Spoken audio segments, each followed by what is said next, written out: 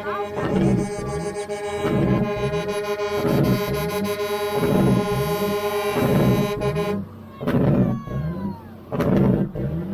Wow, that was so nice and loud.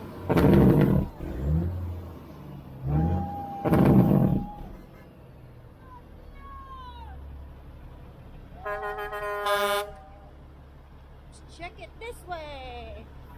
There you go, our friend trackers. So nice. Fun. Hello. Hi.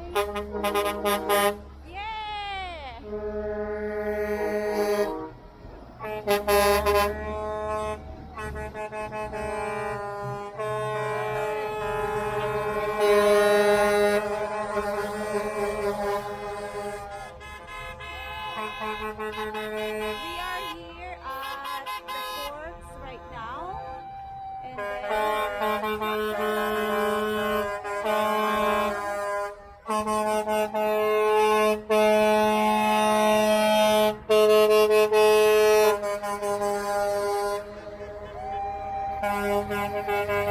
wow, that's loud.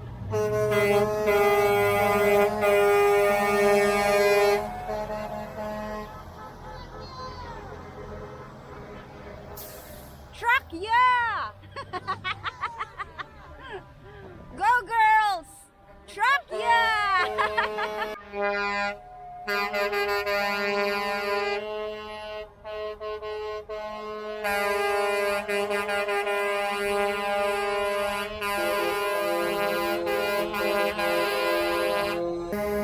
I like that! So good!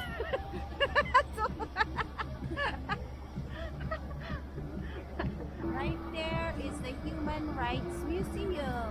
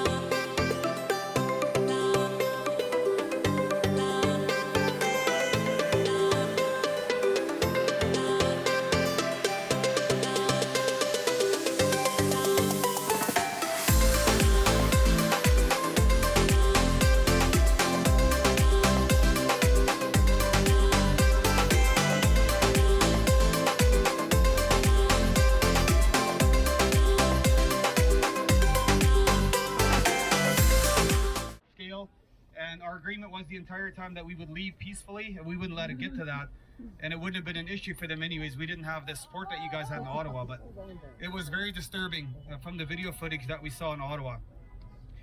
Just a couple more things I want to share. We had 4 of our trucks in Ottawa. One of them got impounded. Just kind of let you guys know what the experiences was like for the guys that got their equipment seized. So they basically ripped the license plates off these trucks. They didn't take them off with tools. They ripped them off and they chucked them. We never got it back. So the truck sat in the impound for 7 days, and then about $1,100 fine. We got them out, but we had to get permits to bring them home because they had no license plates.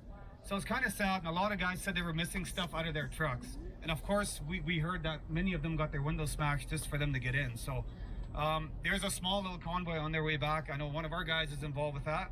It was our last truck out of there. So, and then I saw video footage, I don't know where it was, many of you may have seen it, where a man got arrested for waving the Canadian flag. He was in a medium somewhere, I don't know where that was.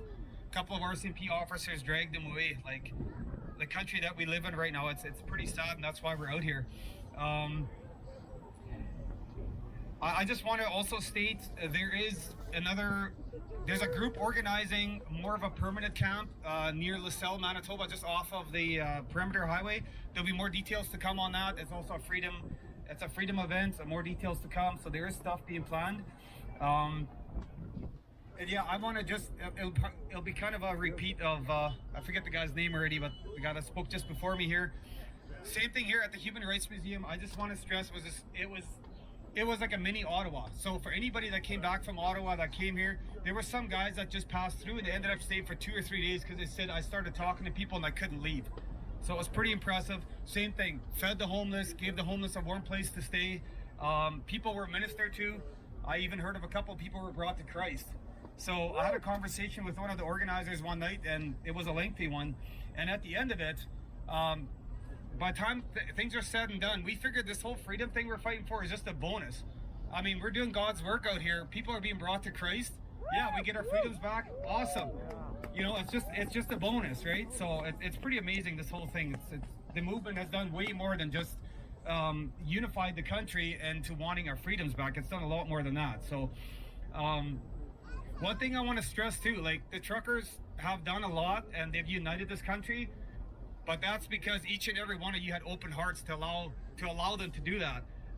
But that said, I want to encourage all of you guys. There's something each and every one of us can do every single day right now, even though we don't have all our freedoms back yet, and that is to simply not comply with these crazy mandates anymore. Like, just don't wear a mask. If they won't allow you in, you take your business elsewhere. Plain and simple, right? That's something we can all do. You don't have to be a trucker. You don't have to be an organizer. You can do this on a day-to-day basis, every single day. So, a couple of things that just to finish this off on a positive note. Some of the things I marked down as victories, even though we feel like we didn't accomplish everything we set out to with this whole convoy movement, and that was to get federal mandates lifted. Those are still in place. So we united the country. We basically exposed the corruption to the roots with our federal and provincial governments. Like, I mean, we've never been more educated in this country to see exactly how corrupt our government truly is.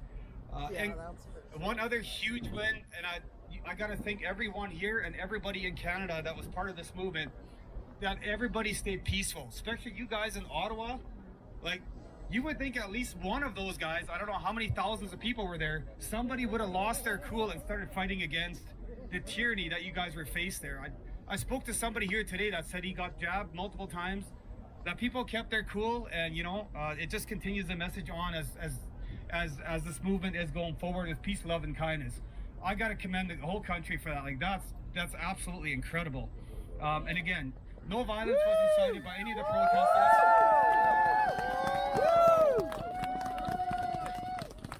The violence only occurred when the federal government sent in their, I don't even know what you want to call those guys, but I mean, they acted like animals, quite honestly, just from witnessing it, just from watching it. So, okay, I'm going to end it there. I just want to thank all you guys for coming out today.